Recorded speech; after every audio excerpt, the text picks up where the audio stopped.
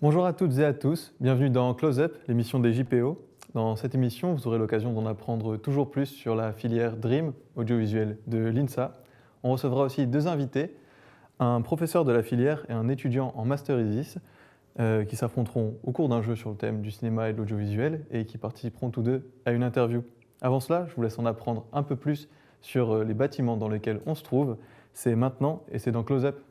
Salut, moi c'est Elliot, je suis en L3 et aujourd'hui je vais vous présenter le bâtiment Carpo, le bâtiment audiovisuel. C'est parti, venez avec moi. Du coup là on arrive à l'entrée principale du bâtiment. C'est de là où on arrive en tram, le tram il est là-bas et à côté il y a le rue. N'oublie pas le petit masque et c'est parti. Du coup ici on est dans le hall de Carpo, il y a des escaliers mais ça on va y aller après. Tout d'abord on va aller voir quelques salles de cours. Du coup dans ce couloir il y a des salles de classe complètement classiques, comme celle-là avec un tableau. Maintenant on va aller voir une salle mythique de la Dream, la 111U. Cette salle c'est la 111U, elle est grande et elle permet d'accueillir une promo entière. Du coup quand vous allez avoir des CM ou quoi en rapport avec l'audiovisuel, ça va souvent se passer dans cette salle. Maintenant on va passer à l'étage et aller voir la corpo. Au passage, avant d'aller à la corpo, on passe par plusieurs salles. Il y a par exemple une salle de montage, voilà. Donc il y a des ordinateurs. Et c'est là notamment où on va avoir des TP de montage ou des TP de mixage son. Ici, il y a le laboratoire Electronics. Là, on va faire des TP par exemple de soudure pour apprendre à souder des câbles XLR, voir comment ça fonctionne tout ça. Et là, on arrive à la corpo. La corpo est gérée par une association étudiante appelée 3/4 de pouce. Cette asso étudiante organise notamment des événements et des concours de court-métrage. Là c'est Thomas. Ouais, bonsoir. Trésorier de l'association 3/4 de pouce. Comment ça va Ça va, ça se passe Regardez, il y a du monde, on vend des trucs, moi ça me va. Là c'est Simon, c'est le coprésident. Salut, ça va? Et après on peut acheter plein de trucs, poissons, à manger, tout ça. Et pour les adhérents, il y a même du chocolat chaud et du thé gratuit. Et là c'est Donovan, son anniversaire aujourd'hui. Bon anniv, Dono!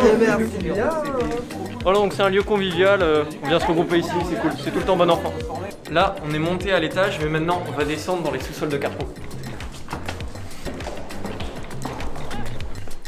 C'est par ici, donc là on est de retour dans le hall, on va descendre cette fois. Et on tourne à droite, et là on arrive sur le plateau de Close Up, l'émission des JPO. Le plateau. Ça tape dur ici. Ça travaille hein. Petite caméra et tout. On est bien. On installe le décor. Il fait chaud hein. C'est un peu chaud au bout d'un moment, effectivement. Ouais. Maintenant on va passer à la régie. Ils vont bientôt être en réunion, du coup on va pas trop les déranger. Du coup nous voilà dans la régie. Là par exemple on a le mélangeur. C'est là où on peut choisir les caméras et tout ça. Et on peut faire des transitions. C'est magique. Oh, on le retrouve celui-là. T'étais pas... Non, je suis partout. T'es partout. C'est téléporte. Là c'est le pré-matériel. Au pré-matériel on peut tout simplement emprunter du matériel pour nos différents projets au cours de l'année. Il y a plein de trucs, des trépieds, des batteries, des chargeurs de batterie. Il y a Monsieur Weber, le gestionnaire du prêt. Plein de trucs, il y a plein de câbles.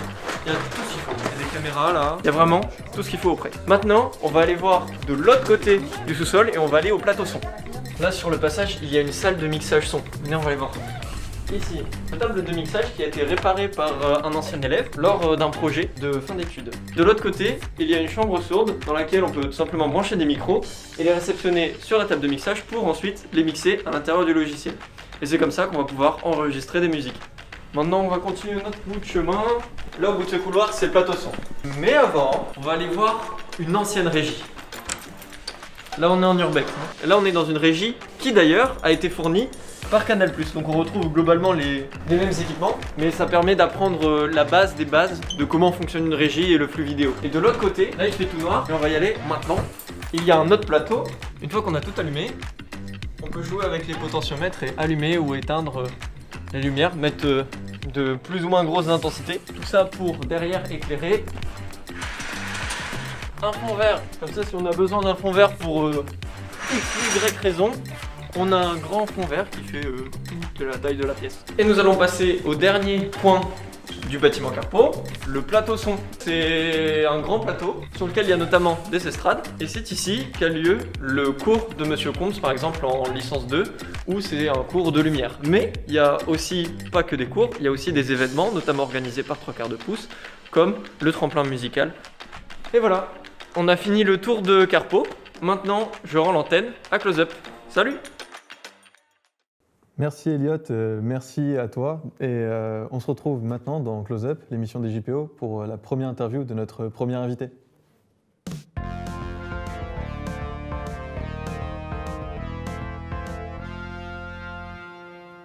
Monsieur Comps, bonjour. Bonjour. Et bienvenue dans Close Up. Comment allez-vous? Très très bien. Très bien, merci beaucoup. Est-ce que vous pouvez vous présenter, peut-être un peu expliquer votre rôle au sein de la filière? Mon nom c'est François Comps en fait. Et ça fait donc 22 ans que je suis ici, que j'ai le plaisir de travailler avec des étudiants comme vous. Voilà. Et mon boulot en fait c'est d'encadrer les projets des étudiants et puis de voir un petit peu, de les orienter, de faire en sorte à ce qu'il y ait des jurys pour pouvoir passer des contrats avec les étudiants. Cette notion de contrat, c'est intéressant parce qu'on les apprend à faire des projets d'initiative personnelle, mais à cadrer un projet, à passer devant des jurys, à passer un contrat avec le personnel du département, enfin de la filière audiovisuelle. Et ça les responsabilise un petit peu parce que les étudiants doivent nous présenter une équipe, des objectifs d'apprentissage, ils doivent nous convaincre en fait que le projet va leur permettre d'apprendre des choses. Et si on est convaincu, en fait, on passe un contrat, on dit top là, vas-y, ok, ton projet c'est validé, mais dans ce cas-là, on vous donne les ressources matérielles et humaines qui vont vous accompagner. Et l'idée, c'est que les étudiants gagnent, grâce au projet, de l'autonomie, gagnent en autonomie, mais aussi en compétences techniques, et qu'ils soient encadrés aussi par un personnel qui leur permet de progresser. La notion d'accompagnement des projets est importante, accompagner les étudiants. Donc c'est ça, c'est finalement, vous êtes professeur, mais c'est un rôle beaucoup plus large en fait que vous occupez au final. En fait, je fais partie du personnel BIATS à l'université. Alors il y a tout un tas de personnel, il y a des techniciens, il y a des ingénieurs à tous les niveaux. Et donc moi je suis plus affairé à tout ce qui est mission technique, voilà. Mais ça n'exclut pas des missions pédagogiques puisqu'on est avec les étudiants et qu'on les encadre sur la technique. Donc on est un peu à cheval entre les deux ici. Voilà.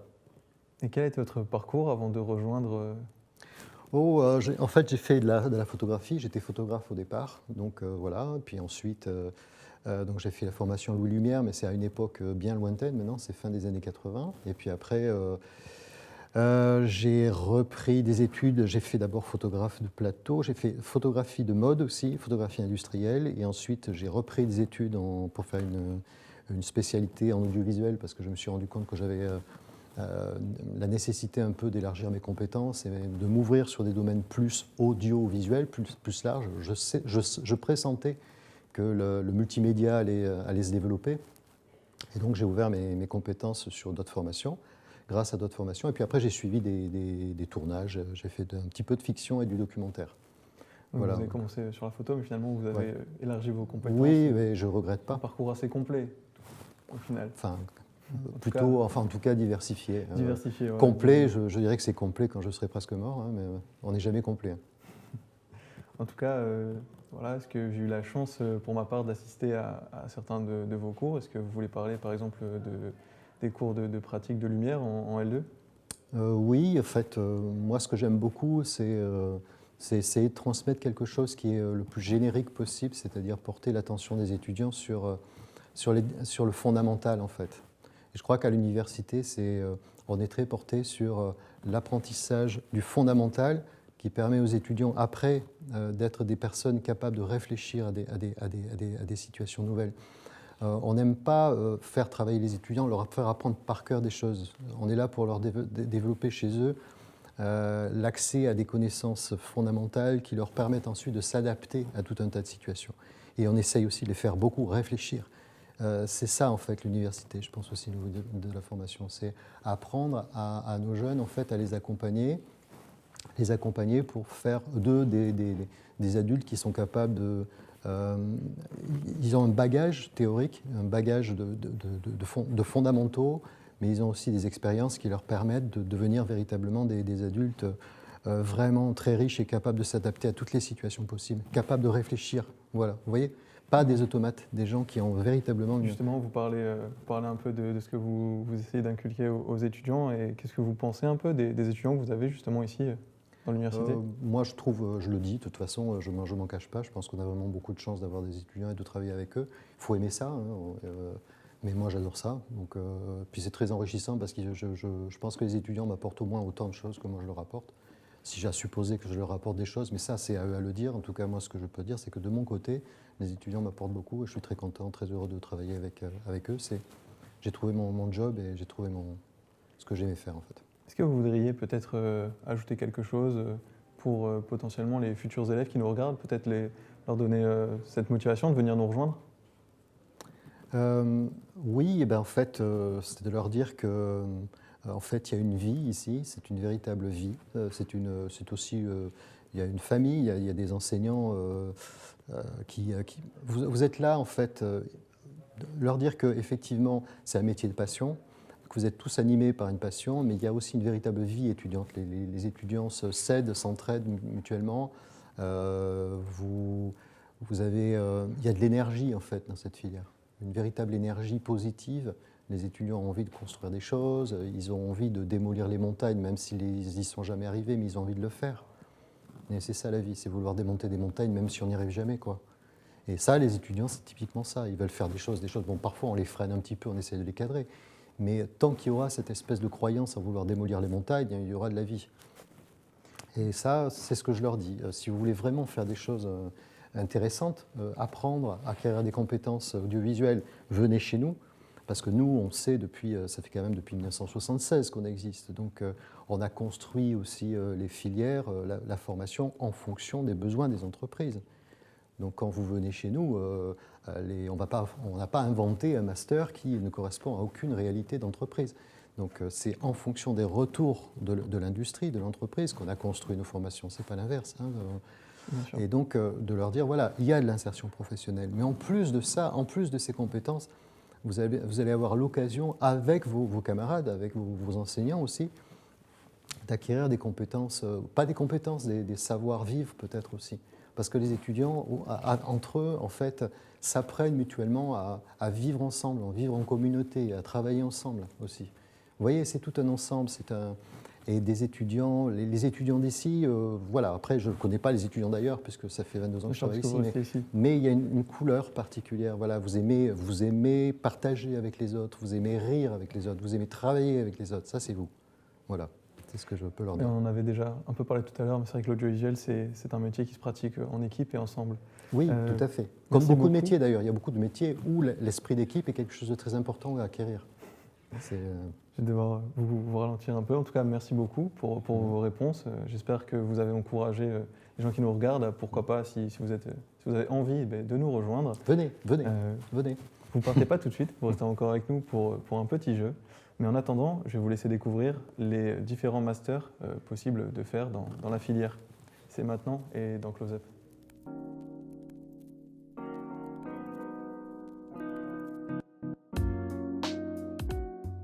Alors l'intitulé de mon master, c'est Master 2 Post-production, audiovisuel, médias numériques interactifs et jeux. Du coup, mon master, c'est le Master Production audiovisuelle. Donc on gère tout ce qui est le casting, les acteurs, le crew, tout ce qui est technicien, tout ça, plan de financement, à gérer un budget, à faire un devis, toutes ces choses qui permettent au tournage d'exister. On a des matières plus pratique, dépouiller un scénario, à voir de quoi on a besoin avec un scénario pour prévoir qu'est-ce qu'on va devoir louer, où est-ce qu'on va devoir tourner, quand, comment, combien de temps, etc. Donc s'il y en a qui se sentent un peu délaissés en images, peut-être qu'ils choisissent la prod, ça permet de faire plus de projets comparé aux post-prod qui ont des projets vraiment basés 3D. Alors en Master 1, on a énormément de cours en commun avec les prods. Donc c'est beaucoup, on a pas mal de cours de gestion de prod. On a aussi les fictions qui du coup sont un trop bon exercice pour faire de l'audiovisuel, donc faire des films et tout, où chacun peut un peu s'exercer dans sa spécialité. Nous en post-prod, on a de la 3D, on a du motion design, du compositing, tout ce qui est intégration 3D, enfin on fait vraiment de la VFX. Moi ce qui me plaît le plus c'est les tournages. J'adore ça. On a l'occasion d'en faire dans à peu près toutes les matières. Donc moi, j'aime bien être sur les tournages et aussi en post-prod. Donc, par exemple, pour les fictions, j'avais pris des rôles où je pouvais être sur le tournage et d'autres rôles où je pouvais un petit peu plus être en post-prod. Et ce qui est intéressant surtout, c'est les intervenants extérieurs. On a un gars qui est producteur indépendant. Il vient nous aider à comprendre la méthode de financement d'un documentaire. On a une autre intervenante qui, elle, était ancienne directrice de Pictanovo, qui a une grosse carrière dans la prod aussi française et qui vient nous apprendre tout ce qui est monde médiatique aujourd'hui, comment on gère ça avec tous les acteurs qui sont dans ce monde. Mon alternance, je l'ai fait avec Viastoria à Strasbourg. Voilà, c'est une boîte télé, captation d'événements, studio, enfin tournage en studio, web TV, ils font plein de trucs. Moi j'ai bossé avec eux 1 an, j'avais déjà fait des stages avec eux, puis là il y a le gros stage de 6 mois qui arrive pour les M2. J'ai 3 grands domaines, en fait je sais pas trop quoi choisir. Le premier c'est le domaine du live, donc de la régie sport. Soit intermittent du spectacle et du coup faire des tournages en tant que techos image, soit superviseur VFX. Donc là, mon stage, je vais le faire chez Micros, où du coup, je vais faire Cordo VFX. C'est genre la plus grosse boîte de VFX de France, donc j'ai vraiment hâte. J'ai le MGPR qui arrive la semaine prochaine. Donc lui, c'est un très très gros truc. On fait une grosse expérience interactive qui s'appelle Staraxia. Voilà, c'est une grosse expérience où on est englobé dans un espace visuel et sonore. Et on va pouvoir interagir avec le décor, l'univers, etc. avec des capteurs de mouvement. Alors j'ai fait plein de types de projets assez différents. J'ai fait pas mal de clips. J'ai fait aussi pas mal de fiction. Là, en post-prod, ce qu'on fait, c'est une intégration 3D d'un petit deck. Donc on a tout fait. On a fait de la photogrammétrie. Donc c'est quand tu prends des photos d'un objet et après ça le fait en 3D. On a fait du coup de la modélisation 3D. On a fait de la prise de vue de lumière pour pouvoir la reproduire dans le logiciel et tout. Je suis assez contente. Je sors de là en sachant faire des trucs, quoi. Faut bosser à côté. C'est pas la fac qui va vous aider à vous développer et tout. Il faut se bouger soi-même. Ce qui m'avait plu à la Dream, c'était l'équipe créative au niveau des étudiants. Il faut que vous vous poussiez tous ensemble. Franchement, faites plein de projets extérieurs. Ce qui vous donne le plus d'expérience, ce qui vous donne le plus de valeur et de crédibilité, c'est vraiment faire des projets extérieurs. Donc quand il y a des concours de court-métrage, faites-les. Quand il y a des gens qui proposent de l'aide pour les tournages, allez-y, ça coûte rien. Et franchement, ça forge l'expérience de ouf. Nous voilà de retour dans Close Up, l'émission des JPO. On accueille notre nouvel invité, David. Bienvenue à toi. Et tout de suite, on passe au jeu.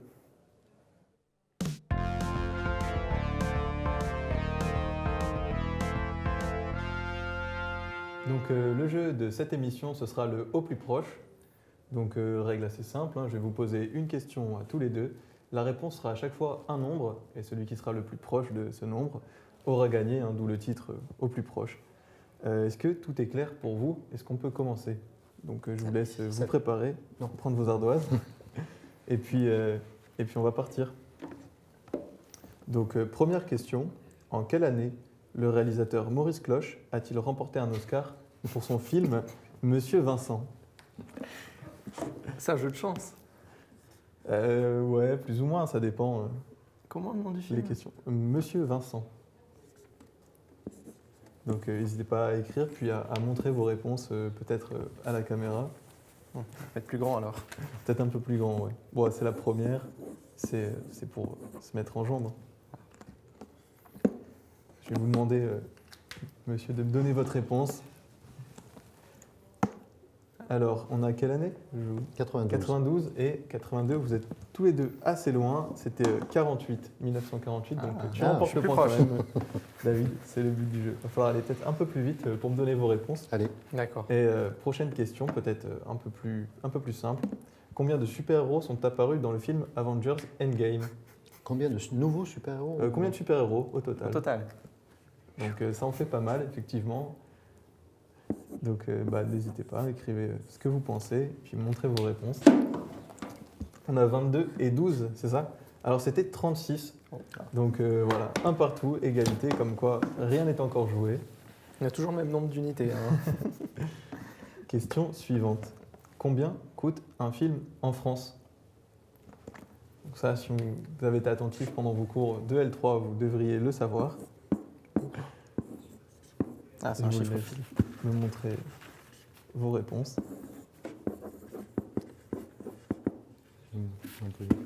Eh ben, ça a l'air compliqué. D'accord. Donc on a 1 à 5 et on a 6 millions. Et la réponse c'était 5 à 6. Donc je ne me vois pas vous refuser de points, hein, parce que vous y êtes plus ou moins tous les deux. On vous départagera De 500 000 par la à 6 suite du millions jeu. De 5 à 6 millions. De 5 à 6 millions d'euros. D'accord. J'avais hésité à le mettre, mais comme il fallait un Ouais. chiffre pile, Ouais, je t'ai vu écrire. j'avais écrit 5 à 6. J'avais Vous mis vous de 1 à 5, départagerez peut-être par la suite alors. En quelle année est sorti le premier film sonore?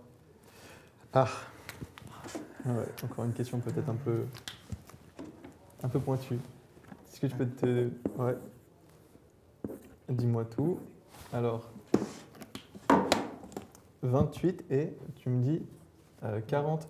Et c'était 27, donc vous êtes vraiment proche. Bien joué, donc le point vous revient. Pour la prochaine question, quelle ouverture a été utilisée pour filmer la scène à la bougie dans le film Barry Lyndon de Stanley Kubrick? quelle ouverture de Diaf. Quelle ouverture de Diaf? Oui. Je vais vous demander d'essayer de Moi, je fais pas répondre de quelque photo, chose moi, assez rapidement. 1, 2, 0, 1 et c'était 0,7. Donc, bon, qui est le plus proche cette fois? Je vais laisser Entre quoi la régie compter. 1, 2, 1. Ah ouais, c'est 1. C'est 1. D'accord, pardon, Tu devrais le savoir. on va dire que ouais, j'ai pas moins penché sur l'image que sur le son peut-être. En tout cas, je ne sais pas si vous aimez le sport ou la boxe avec le film Rocky. La question suivante, c'est en combien de jours a été tourné le film Rocky de 1976? De le Rocky 1, donc. Oui, voilà, le premier. En combien de jours? Alors écrivez vos réponses et puis on verra. Je vais vous demander de répondre assez vite quand même. On a encore 2 questions après ça. Alors tu me dis, d'accord. Ah ouais, d'accord, 605 et combien? 90 Non, jours? 60. Ah, 60.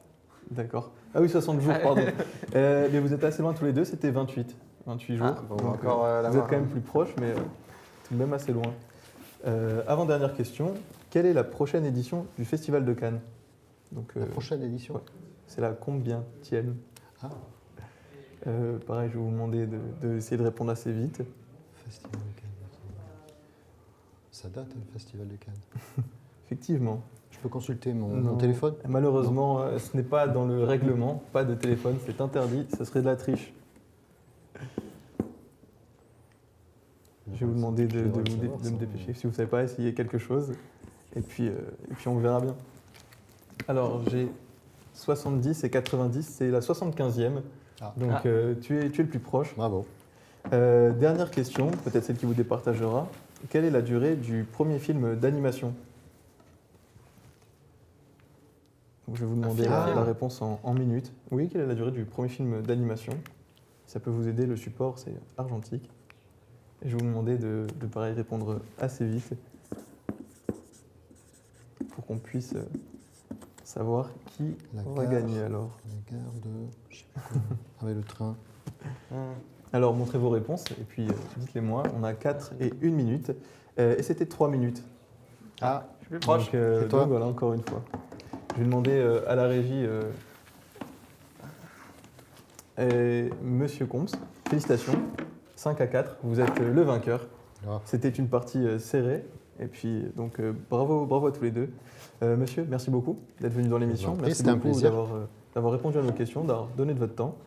Tout de suite, on va regarder la boîte aux questions. C'est maintenant dans Close Up.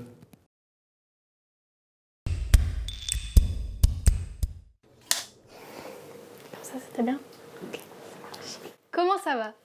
Bah écoute, ça va plutôt bien. Hein.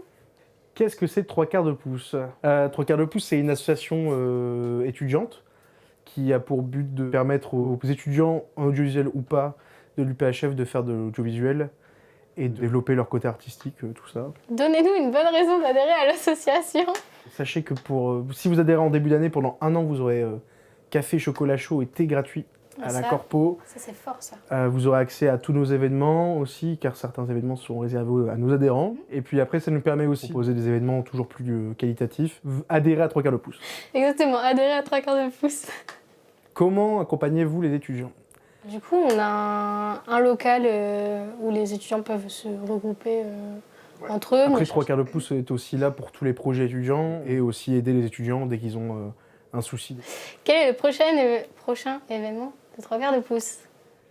Prochain événement, c'est 3/4 de cinéma, il me semble. Oui. Oui.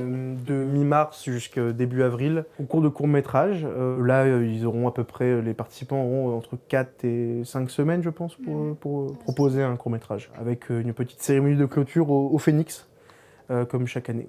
Voilà. On vous invite tous à venir à 3 quarts de cinéma d'ailleurs, et à participer. Exactement. Quelle est la meilleure chose dans votre nouveau local ? Déjà, donc on a un nouveau local, ça depuis le début de cette année. 2 fois plus grand, on a 2 fois plus de portes. 2 fois plus de portes, exactement. Donc c'est vrai que ça nous permet d'accueillir plus de personnes, surtout avec toutes les restrictions liées au Covid. On a pas mal travaillé là-dessus, ça a été... C'était un gros projet. Ouais.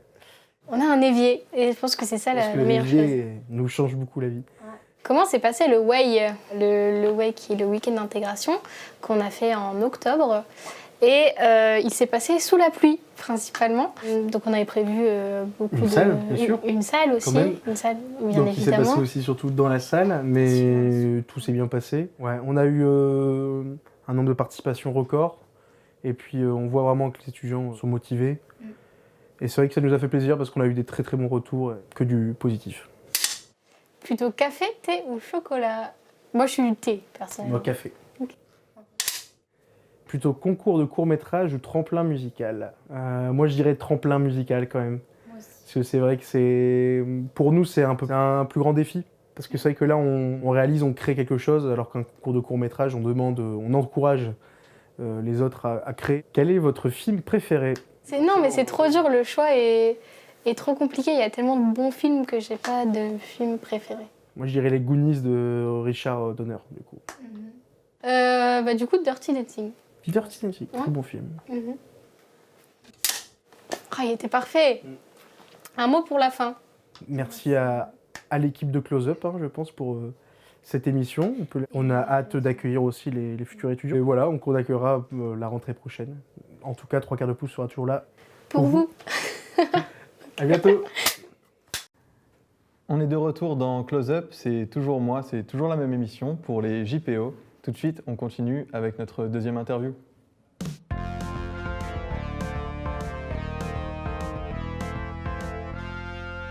David, re-bienvenue dans Close Up. Merci. Et comment ça va après le jeu, malgré la Une défaite, légère défaite, mais j'allais pas le laisser gagner. Donc, enfin, je voulais pas le laisser gagner, mais j'étais obligé. Voilà, un petit point devant. On va dire, c'est parce qu'il est professeur, faudrait C'est pas ça. que ça te pénalise Bah derrière, oui, tout à fait. évidemment. Donc, tu es étudiant ici. Oui, depuis 4 ans. Depuis 4 ans, donc tu es en Master ISIS. C'est ça, Master ISIS, première année. Est-ce que tu veux nous en parler un peu, le Master ISIS? Qu'est-ce que c'est exactement pour les gens qui nous regardent? Donc le Master ISIS, c'est le Master Ingénierie des systèmes images et son, donc qui est vraiment technique par rapport au Master Production et Post-Production. Et donc on étudie tout ce qui est traitement du signal, compression, acoustique, programmation graphique, de l'anglais bien sûr. Voilà, globalement la maquette. D'accord, c'est peut-être un peu plus technique, un peu moins... C'est un peu plus technique, c'est plus mathématique, c'est plus scientifique. C'est beaucoup de travail également, tout comme les autres bien sûr. Et par contre, ce master-là a l'avantage d'être proposé en apprentissage. Et donc là, au sein de la promo, on est 90% en apprentissage. Est-ce que tu fais toi-même du coup Je fais un apprentissage, voilà. Donc un apprentissage qui est sur un rythme 1 mois. D'accord. Donc 1 mois à l'université, 1 mois en entreprise. Et voilà, donc ça se passe très bien. Et puis ça complète la formation pour ma part et puis pour tout le monde. Donc certains sont dans des boîtes d'intégration, d'autres dans des sociétés télévision, TF1, France Télévisions, pas mal. Voilà, globalement. Est-ce que c'est ce qui t'a aussi poussé à choisir peut-être la possibilité de l'apprentissage, oui, totalement. D'accord. C'est ça qui m'a fait faire le choix du Master ISIS, d'avoir un peu ce à côté de l'université en même temps. Peut-être quelque chose de plus pratique. Voilà, plus professionnel aussi un peu. C'est ça, oui. Pour la pratique, voilà, comme totalement. Tu le dis. Sinon, de façon plus générale, qu'est-ce qui t'a poussé à venir faire tes études ici Déjà, la localisation, je suis de Saint-Amand-les-Eaux, donc c'est pas trop loin d'ici. C'était un des premiers éléments qui m'a fait choisir l'université de Valenciennes. Après, l'offre de formation, j'ai fait ma licence entièrement ici. Et puis, donc, ça a été la continuité, finalement, le Master ISIS. Et puis après, les projets qui nous sont donnés. Bon, en master, enfin en tout cas en apprentissage, c'est un peu plus léger étant donné qu'on est là qu'un mois sur deux, mais dans le cadre de la licence, pas mal de projets, comme l'année dernière, une émission un peu dans le même style que vous l'avez fait, et puis un projet d'ingénierie en fait, qui m'a dirigé vers ce master où on devait remplacer tous les équipements de communication entre les différents espaces de notre bâtiment. Donc déjà assez chargé tout ce que tu as fait, mais cette année aussi est chargée, puisque alternance, machin, mais il me semble aussi qu'à côté de tes études, tu es auto-entrepreneur. Oui, depuis 2018, en fait, dès que j'ai eu mes 18 ans, j'ai créé ma petite société dans le secteur de l'événementiel. Donc pas l'intégration, vraiment l'événementiel, sonorisation, éclairage pour le spectacle, pour les tremplins. On en parlait il y a quelques minutes dans les magnétos. Voilà, je soutiens 3/4 de pouce par exemple pour leurs événements, donc des concerts, je le disais, des festivals. Là, depuis, on a été fortement impacté bien sûr par la crise du Covid. Mais Je me permets de te couper, j'en profite que tu parles du Covid pour préciser que si on ne porte pas de masque pendant l'émission, c'est parce qu'on s'est fait tester. Bien entendu. On se permet de ne pas les mettre. Donc je t'en prie, continue. Oui, donc le Covid qui nous a bien impacté. Coup de bol, à partir de juin, juillet, on a eu une forte reprise, très, très intense, jusqu'en novembre où le retour du Covid avec les différents variants est arrivé. Et là, actuellement, on est sur une période assez creuse, mais on attend l'été, le printemps vivement. La période estivale. Voilà. Ouais. Est-ce que c'est pas un peu compliqué de gérer autant de casquettes à la fois, auto-entrepreneur, étudiant, salarié C'est compliqué, oui et non. Après, c'est des choses de passion que je fais, que ce soit avec l'auto-entreprise ou en tant que salarié. Donc oui, ça prend beaucoup de temps, mais j'y prends plaisir et j'essaye de faire le mieux. Voilà. En tout cas, ça n'a jamais vraiment été un doute pour toi de faire de l'audiovisuel? Non, ça c'est sûr. Non. Bah, en fait, j'étais musicien avant tout. Très jeune, à l'âge de 3 ans, j'ai commencé par l'éveil musical, ensuite du violon, des percussions, l'Orchestre symphonique de Saint-Amand-les-Eaux et finalement tout ce domaine du son, de l'image, de la lumière, quelque chose qui m'a attiré et j'ai suivi là-dedans dans mes études. Enfin, voilà, c'est Peut-être qui t'a poussé aussi à faire justement de l'événementiel de par toi-même. Voilà. Et peut-être qui t'a permis d'arriver aussi peut-être avec un bagage technique déjà dans cette c'est filière. Sûr, oui. Ça aide beaucoup les projets à côté, le parcours que j'avais déjà pu avoir avant d'arriver ici. Et c'est ça qui est intéressant. Et on a cette volonté ici de partager cette connaissance, de donner un petit coup de main quand les plus jeunes ne connaissent pas certaines choses. Enfin voilà, c'est ce qui est intéressant. Et à l'inverse, c'est donnant-donnant, on en apprend sur d'autres domaines. Et justement, tu parles de partager. Est-ce que tu voudrais partager un petit mot de la fin peut-être pour convaincre ceux qui nous regardent de nous rejoindre si jamais ils hésitaient encore? Ils peuvent nous rejoindre parce qu'on a de très beaux projets ici et c'est très intéressant et on apprend beaucoup sur tous les domaines. Et je pense qu'une personne qui sort d'ici est sur le terrain une sorte de MacGyver, il sait s'adapter à toutes les situations un peu. Eh bien, merci beaucoup pour l'interview, merci pour tes réponses. Merci à toi.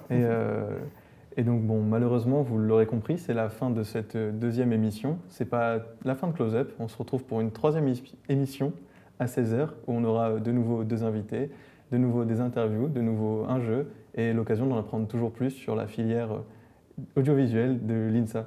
Je vous laisse, je vous souhaite une bonne fin de journée. À très vite dans Close Up.